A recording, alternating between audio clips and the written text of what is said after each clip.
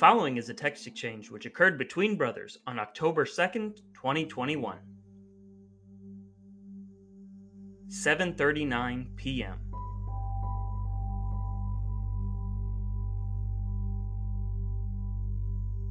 If Oprah.com is to be believed, Lifetime is releasing 35 new Christmas movies this year alone, and that's only enough for second place.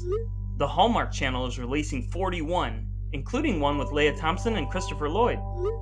Mama's going to be busy. They start airing on Hallmark about a week before Halloween. As insane as 76 new Christmas movies in about 2 months may seem, I think it might be the purest and most wholesome form of American excess. The Soviets would hate it. Indeed. Straight from the heartland, this is Things I Text My Brother.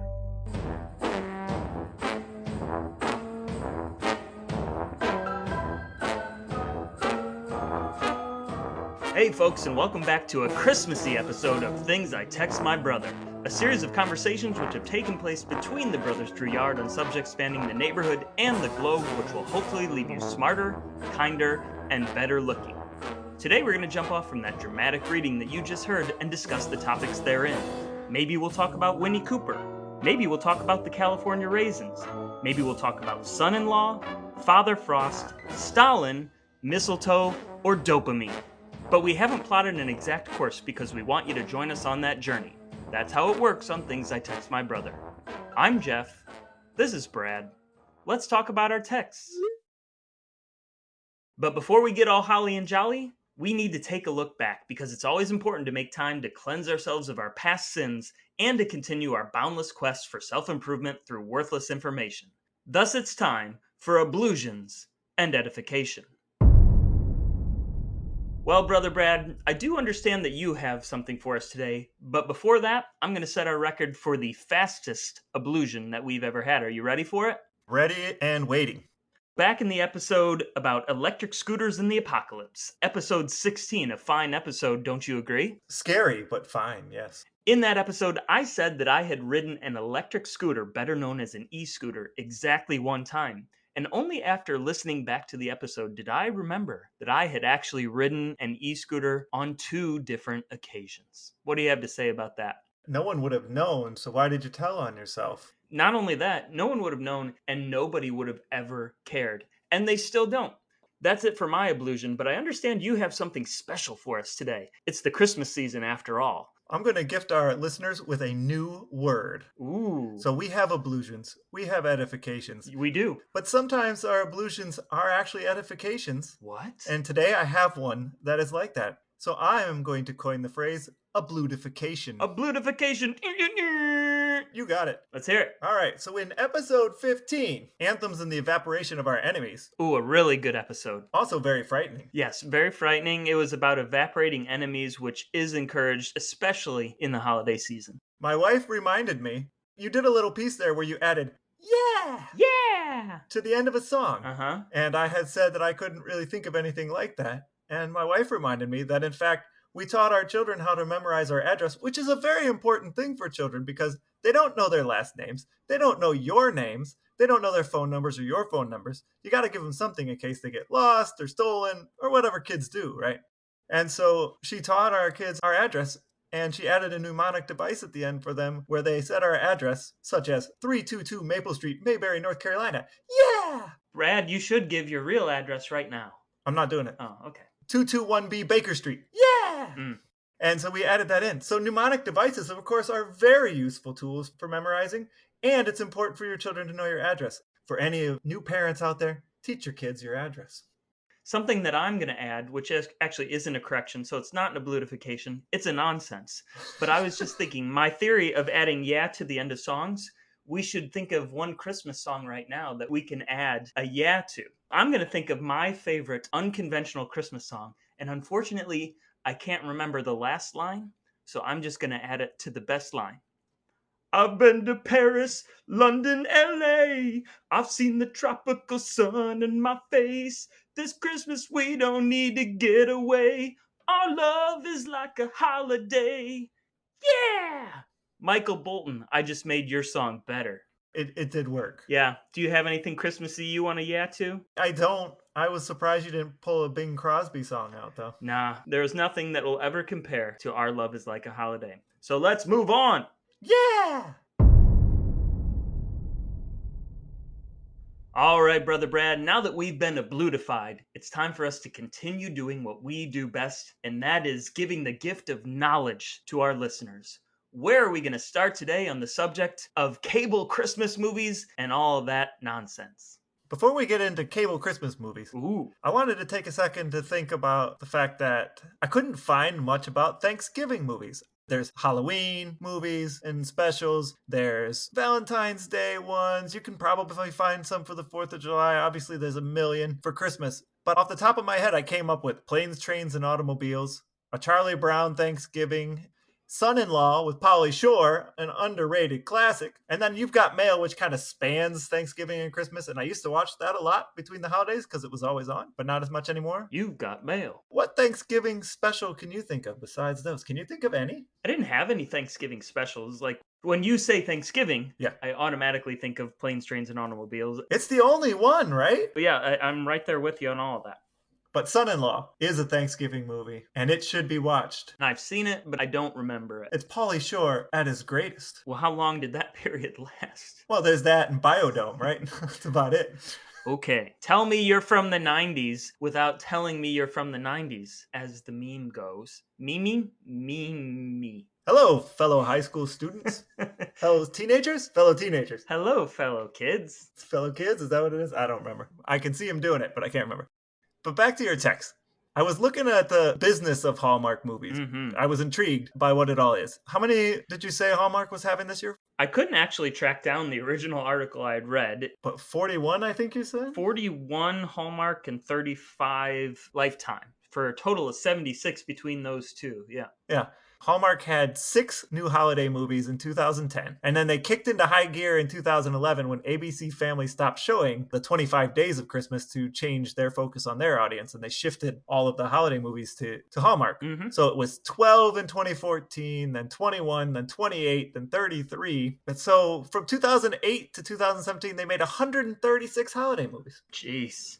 I thought to myself, what is the business of this? What does it mean? Make money, money, make money, money, money. Make money, right? I saw one article that said Hallmark was going to bring in over $530 million in ad revenue for the holiday season in 2017. Oh, wow. Obviously a large number, a lot of money. But you put that number in context, the Super Bowl set a record that season for $390 million in ad revenue. There was more because it went to overtime and they bumped it up over $500 million. And then 2021, Super Bowl ad revenue was just $400 million. So still, even the 2017 number dwarfed the 2021 Super Bowl by $130 million. I know that's one day, one game versus 2 months of activity, yeah. But if you factor in the cost that they're paying to get the Super Bowl in the first place versus the cost of movies, each Hallmark movie costs $1.5 to $2 million to make. And what percentage of that is on fake snow? I didn't look that up, but they film most of these in Canada, so maybe they don't need fake snow. I did read some stuff about fake snow. They use a lot of different types of things, including crushed limestone for some of the snow, but there were like 20 different kinds of snow, including actual snow for the things that they're able to film during that season. Yeah. But you said it was the most American of things. Yes. But it's almost all filmed in Canada. That's right. Because Canada is where the purest American values of family and kindness exist. Several of the articles I read around the business model said the Hallmark Christmas season is basically keeping cable in business. Yeah, 2017, I saw 72 million viewers just of the Hallmark Countdown to Christmas. Right. Over 85 million in 2018. I presume those numbers have probably gone up over 100 million now. I didn't see any more recent numbers, but yeah it's a big deal. So why Hallmark? Why don't we talk about Lifetime? Lifetime has a lot of new movies. Why are we just talking about Hallmark is keeping cable in business? Hallmark is the undisputed champion. I saw one list of the total number of viewers for holiday specials. There were 29 movies. So number 1 through 29 was Hallmark. Oh. Before we got to Lifetime's first movie for the year 2019, I think. 29 of their movies were more popular with viewers than even the first movie of Lifetime. I looked up this year alone, there was actually an article called The Ultimate Guide to 140 Holiday Movies on Hallmark, Lifetime, Netflix, and more. So our 76 from just Hallmark and Lifetime gets bumped up to over 140 and really growing, according to this article on tvline.com by Ryan Schwartz. He listed holiday movies from BET, Bounce, CBS, Comedy Central, The CW, Discovery Plus, Disney, GAC Family, HBO, Ion, is that how you say it? Just ION? Yeah, I think so. Nickelodeon, OWN, Peacock, Paramount Plus, Roku Channel, Up TV, VH1, which has RuPaul's The Bee Who Stole Christmas, and the Food Network. And that's just according to that source. I'm sure there are other networks showing things as well. Now, some of those channels are only showing one movie or a couple movies, but there are a lot of people trying to get in on this thing. How many of these Christmas movies are you planning on watching?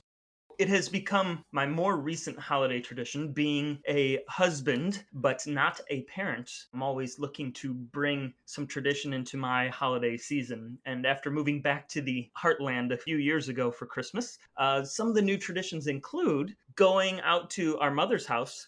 She lives with our father as well, and watching a Christmas movie or two or three during the holiday season. I did it a couple years ago when it was Winnie Cooper doing Christmas in Dollyland. So that was a bonus because you get Danica McKellar having Christmas with Dolly Parton at an amusement park. How cool is that? I actually rode through the first snow of the year that I have encountered to get to our parents' house, many miles from my home, on my bicycle to watch a movie with her last week. And guess what happened in that movie, Brad? There was a woman who had a big job in the city, and she left the city to go back to her hometown. This sounds like an outrageous plot line. It's a pretty unique plot so far, right? Yeah. Back at home, she was trying to find a mystery person who, in this case, had written her a letter when she was in high school. But he was right-handed, and the person who wrote the letter was left-handed. And I don't remember the rest, but guess what happened at the end? Santa left one of them under the tree. Exactly that. So you don't have to watch that one. But I am intending to watch another one with Mother Glenda pretty soon. And I think I'll accumulate a few over this holiday season. How about yourself? I plan on watching none of them. I have never really enjoyed Christmas since I've been old enough to buy my own stuff. Bah humbug. I like Halloween because you wear costumes and people give you candy. Candy. It's the best. And no one expects you to get together for a meal. That stuff stresses me out. I'm stressed out by Thanksgiving. I'm stressed out by Easter and Christmas. Those things just stress me out. So I won't be watching any of those specials. I will, of course, make time to watch Dr. Seuss's How the Grinch Stole Christmas, the 1960s or 70s version. That's like the only one I won't ever watch. I love that one. Boo! You are the biggest humbugger there is. I will watch Elf. But let me ask you, will you watch the following new Christmas movie? It's called Orange You Glad It's Christmas. No. Is that Annoying Orange? Here's the plotline.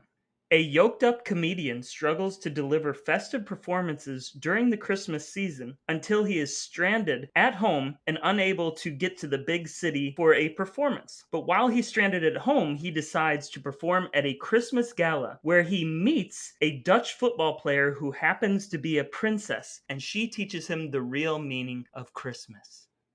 I don't know what you want me to say to that. You're not going to watch that one? It's about a Dutch soccer player and Carrot Top.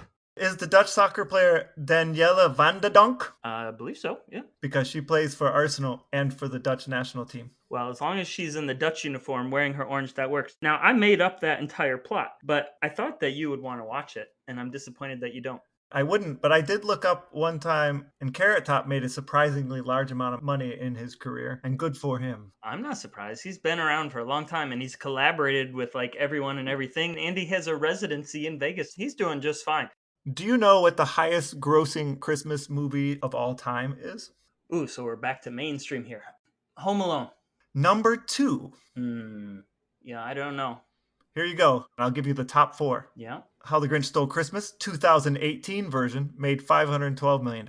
Yeah. Home Alone, 1990, made $476 million. Mm-hmm. How the Grinch Stole Christmas, 2000 version with Jim Carrey, $363 million was number 3. Mm-mm. And number 4, Home Alone 2 from 1992 made $258 million. So, Brother Brad, Although you don't intend to watch any of these Christmas movies on Hallmark, Lifetime, BET, Bounce, CBS, Comedy Central, The CW, Discovery, Disney, GAC Family, HBO, Ion, Nickelodeon, OWN, Peacock, Paramount, Roku Channel, UpTV, VH1, or Food Network, I do not. probably like 100 million people are going to this year.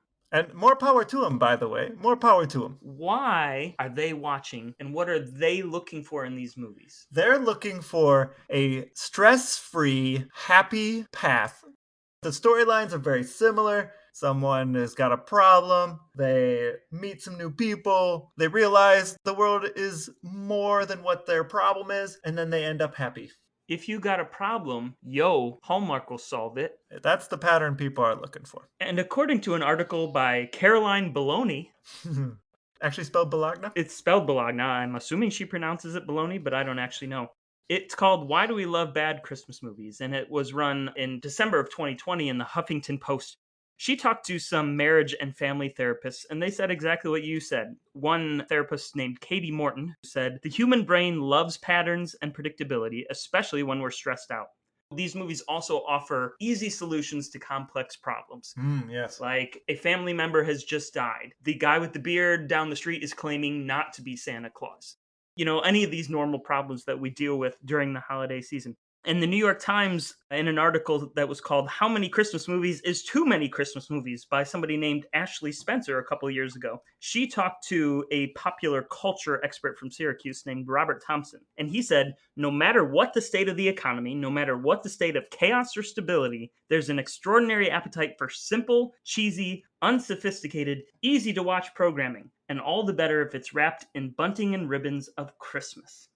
The part about these movies just appealing to people because they're simple is fine, and that's straightforward. But I hadn't really thought about the patterns and the absolute predictability of the formula. There are Hallmark Christmas movie title and plot generators that you can just crank out down a list, and every one of these titles could absolutely be one of these movies because they are interchangeable parts, and that is actually a positive and helps people know exactly what they're getting, which I guess I kind of knew that, but not really. But the executives who are making these movies, they know that. And there's certainly an awareness of exactly who these are being marketed for so that it's just mass market consumption. To the point where some people have felt excluded. We haven't had a ton of representation of minorities in these movies. We haven't had a ton of representation of same-sex or other variations in terms of who's falling in love with whom in these things. We haven't really had a lot of other representation of other holidays. There are some, but I think out of those 140 movies I saw listed this year, there was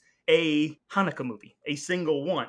There's certainly a lot of room for growing this formula to make it more inclusive, but I'm very interested in how that goes because when you make a formula more inclusive, do you alienate your core audience? And how willing are these channels to make those leaps? It seems like VH1 with the Bee Who Stole Christmas starring a lot of drag queens is more than willing to make that leap. But I am going to be paying a little bit more attention now to seeing what GAC Family and Hallmark and Lifetime are doing in that regard. Have you ever wanted to meet these stars of these Christmas movies on Hallmark? Nope. Because if you're going to be in Edison, New Jersey, for work perhaps, near Newark, Christmas Con is taking place in Edison, New Jersey. Wow. Celebrating all things holiday movie. Who's going to be there? Want to get a photo with Alicia Witt, one of the top actresses from such classics as Christmas Tree Lane, Our Christmas Love Song, Christmas on Honeysuckle Lane, also Zelda on Orange is the New Black. You could do that. Chad Michael Murray from Toying with the Holidays. Too Close for Christmas. Love in Winterland. Sold out. No pictures with him. But you are in luck as time of recording. Cindy Busby photo slots were still available if you were into A Frosty Affair, A Puppy for Christmas, or Runaway Christmas Bride. Bring the puppy from that movie, and I'm much more likely to go. That makes sense. Brother, I said something in the text that the Soviets would hate this. There is a definite abundance of these movies. Do you think the Soviets would hate this? I believe perhaps the Soviets that were extremely anti-American at one point might have. Of course, originally the communists were against religion, right? They get rid of religion. So you think the blue jean wearing, Beatles listening, everyday members of Soviet society would have embraced this type of excess, even if they had to do it clandestinely? I think perhaps. Yeah, I was thinking about the abundance and I was thinking about the Soviets, and that did get me wondering specifically not about Russian Christmas per se, but about Christmas in the Soviet Union. What do you know about that? I know almost nothing. Actually, that's not true. I know absolutely nothing. So let me tell you a little bit about Christmas in the Soviet Union because I was very interested in this. Christmas came to Russia with Vladimir the Great when he basically accepted Christianity, but Easter was always a bigger deal. Then New Year's becomes a thing in the 1700s as Peter the Great basically accepted the Gregorian calendar. And over time, some elements of the Western Christmas started coming into what we would now think of as Russia and filtering over the border mostly from Prussia, Germany, and that area. And by the early 19th century, there were elements of Christmas that were taking place in Russia. Not so much the Christmas tree, because pine trees were considered a sign of death in Russia. Ooh. So they had to reconcile themselves with those. But they're dead when you put them up, technically speaking, because you cut them down. Does that make a difference? So those Russians aren't wrong. Right? They're actually death. Christmas is life, but also death. Football is life. But then Tsar Nicholas I, his wife, the former Princess Charlotte of Prussia, she comes over with all of her holiday traditions. And she says, I am going to have one of these Christmas trees in my private chamber. So then more Christmas starts filtering in. And by the late 19th century, Father Frost starts bringing presents in his 3-horse carriage. Ooh. And do you know what Father Frost's name, how it's pronounced in Russian? Is it Krampus? Did Moroz. Did Moroz. He is apparently more slender and less jolly than Santa Claus by the things I saw. By the late 19th century, Father Frost is bringing his presents. By the early 20th century, basically there's a reasonable facsimile of Christmas going on in Russia. But Brad, 1917, what happens? There's a revolution at the tail end of World War I. When the Russian Revolution happens, they came in and they essentially tried to just get rid of Christmas and replace it with a holiday sponsored by the Youth Communist League. Doesn't that sound nice? It does. Communism. It's a party. Hey-o. By the end of the 1920s, they've actually banned Christmas formally. December 25th was just a normal workday. And things go on like that briefly until this guy named Stalin. Have you heard of him? I have heard of Stalin, yes. So Stalin decides that maybe he needs to give something back to the people, after all the starving and the other business. So he says, maybe we need to give them their Did Moroz back. So he does give them back the Christmas traditions, but they repackage them as part of a secular New Year celebration featuring Did Moroz, 5-pointed stars, which are similar to what would have been displayed on the flag. There are gifts, there are parties, there are Soviet hymns and champagne. This New Year celebration is something different, is something less religious, and it is being celebrated regularly from then on, and continues to be a big thing even to this day. In 1991, when Christmas is essentially reinstated, this experience of celebrating New Year's is so well ingrained throughout generations of Russian/Soviet culture that it's still the bigger day these days. Would the Soviets have liked our Christmas movies? I don't know, but I suspect that the Russians are doing fine with them. If I had any Russian friends, I would go and ask them. I'd be curious what their favorite Christmas movies are, if they have their own, and if the storylines are similar, or if they were very communist in nature. I hadn't thought about, just in general, what are the Christmas specials like around the world? I didn't really do any research around that, and now I'm thinking I would have liked to, so I probably will. It would seem like an American Christmas by its very nature would be more of a product of excess. But I wonder if the rest of the world's Christmases are as bred in circuses, as indulgent, as excessive as the American Christmas. I look forward to your future edification on this point. Yeah, I would like to learn if we had, according to our analytics on our podcast, we have a listener in Germany, Ooh. a listener in Belgium. We have at some point had a listener in France and one in Ireland. So, world, I challenge you. Every episode, we put up an episode post on our Instagram at Things I Text My Brother podcast. And we would love to hear from you and your country or your individual home. If you are one of our 10 of listeners, please reach out to us during this holiday season and give us the gift of knowing that we're not talking to ourselves. Well, I might not watch any of these made-for-TV Christmas movies this year. Scrooge. I will likely watch 2 Christmas-adjacent movies, because I usually do. What are those? Die Hard. The whole is Die Hard a Christmas movie that is such a big deal. I don't care. I consider it Christmas adjacent. Okay. It has Christmas in it. It's not technically about Christmas. Yep. And then Trading Places. Oh, yes. Also Christmas adjacent. Now, I don't think I tend to watch that during the holiday season with a Christmas intent. I probably will.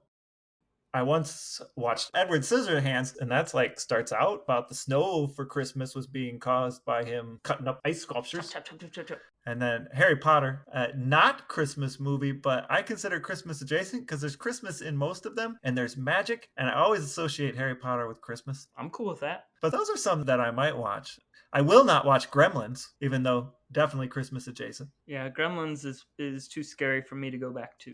I do often like a Christmas-themed episode of a show. Like what show? Right before this recording, to get in the mood, I watched the Christmas episode of Ted Lasso. Oh, yeah, that was a good one. Yeah, and when you said GIFs earlier, I almost said, I have heard it called GIFs, just because I had just watched that movie, that show. Choosy moms choose Geoff. That's right. But I don't necessarily go out of my way to watch Christmas movies, other than I will watch Elf on Christmas Eve with the kids. My son always wants to watch How the Grinch Stole Christmas on Christmas morning because he used to wake up earlier than everybody else. So we would go to the basement and we'd watch The Grinch together down on the couch and eat some cinnamon rolls. And it was a nice little tradition. I did make the mistake last year? Yeah, it was last year. We tried to watch one of these made-for-TV holiday movies. Yep. A movie called Holly Star. And it was a bad mistake.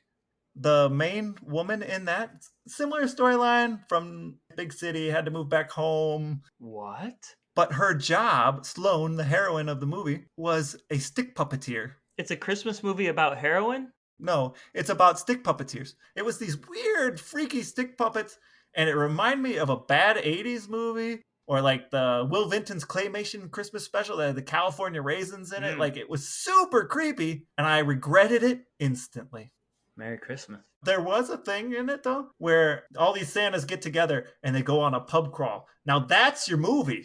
No, that's a freaking nightmare. That's SantaCon. It exists in New York City, and it is the most god-awful creation of humans as a species. Between St. Patrick's Day and the parade in New York City, which is just rolling drunk people through a layer of vomit, and SantaCon, which is the same thing, just with everybody in Santa costumes. SantaCon is awful. You just made that movie far worse by suggesting we should do that. If you've seen it, it couldn't have been worse.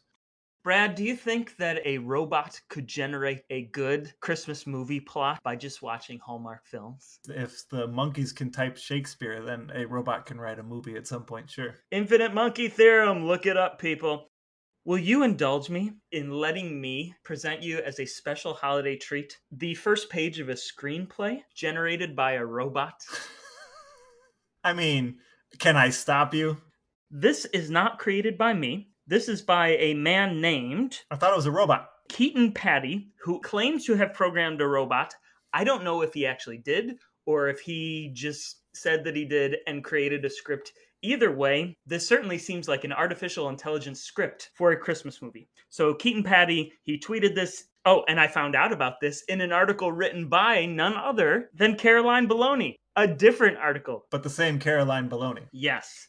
This is going to be a long haul, Brad, but sit back and audience the Things I Text My Brother Christmas treat to you, courtesy of the robot programmed by Keaton Patty. I present The Christmas on Christmas. It begins in the interior of a small town snow globe refillery. We see a single mother refilling snow globes with Christmas juice. She is widow. Her husband died in every war. The single mother says, I refill globes better than Jesus Claus, yet still my twins are dad-free. Why? They need double dad. A businessman enters the shop. He wears clothes that cost money. His hands are briefcases, and he's Hallmark hot. Single mother says, Hi, do your snow globes lack wet? Hurry, Christmas attacks soon. The businessman has a flashback to when he was business boy. A Christmas tree explodes his family on purpose. He now hates trees and Christmas and explosions. He exits the flashback.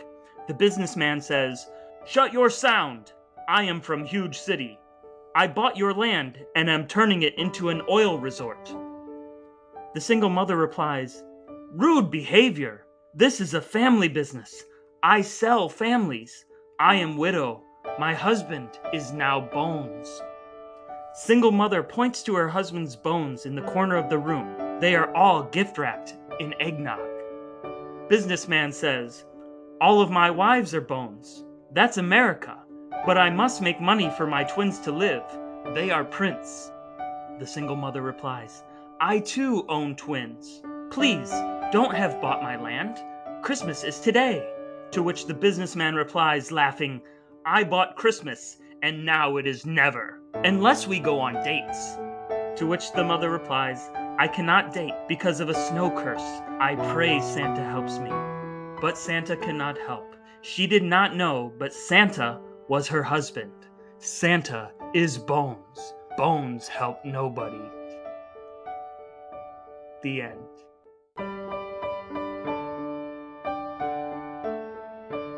The stage directions for that, to really get across the emotions they were having, that would take some solid acting to be able to act out those emotions, especially of the businessman with briefcase hands. The thing I would really want people to know, though, is that Santa is Bones, and Bones help nobody. The briefcase hands help nobody. We talked about Edward Scissorhands. I mean, at least you could cut stuff. What are you going to do with your briefcase hands? Carry stuff, I guess. You could be like a secret agent. The question that everybody wants to know is, in a pay-per-view holiday showdown, Edward Scissorhands versus Businessman Briefcase Hands, who wins? If the scissors are strong enough, I'm going Scissorhands all day. I'm trying to figure out a scenario, rock, paper, scissors. Is briefcase more rock or paper? Yeah, it's more rock, I would think. Yeah, because you can smash stuff with it. So we could play briefcase, scissor hands, Christmas wrapping paper. Christmas wrapping paper could beat briefcase. Briefcase smashes scissors. And then scissors beats wrapping paper. So we've now invented a holiday rock, paper, scissors. I don't know how it would be played, but as long as nobody gets cut, we're okay. I don't know. Rock, paper, scissors, lizards, fox still has a better sound to it. One man who would never use his briefcase to fight somebody with scissor hands is our father Arthur. But we're not going to talk to him this time. We're going to talk to our mother Glenda, who would fight anyone at any time with whatever tools she had at her disposal. Let's ask her some questions.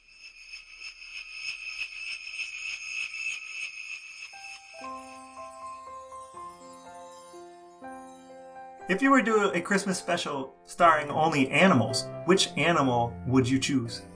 I would choose my daughter's dog, Boots. Excellent. What is the best Hallmark or Lifetime Christmas movie you've ever seen, and why? I like Christmas Under Wraps. It has something to do with a doctor and Alaska. It has all the good stuff in it, close to the North Pole.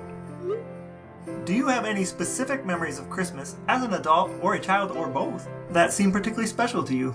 Decorating the Christmas tree when I was a little kid. We had those Christmas trees with the real short, prickly needles. Mm-hmm. And it looked like a kind of a scrawny thing when we got done, but we put that tinsel on it that you hung on the branches, and that made it beautiful. Did you have the bubble lights then?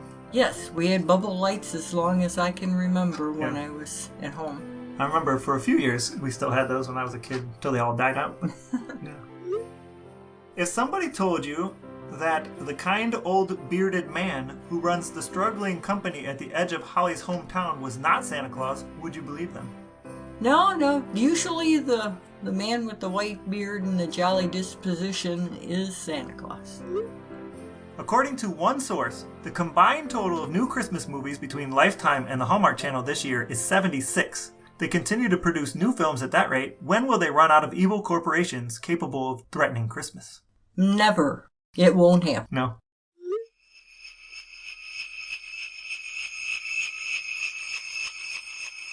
Well, folks, now that we've heard from Mother Glenda, it means that our time together is coming to an end for this episode.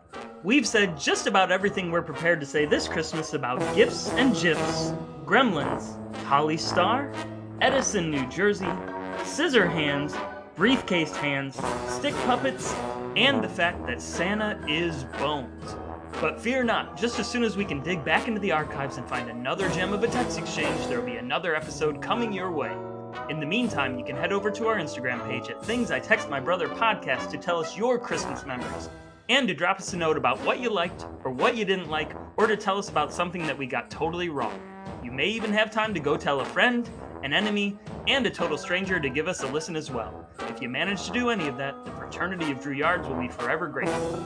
But most importantly, thanks for listening, happy holidays, and we'll talk to you next time.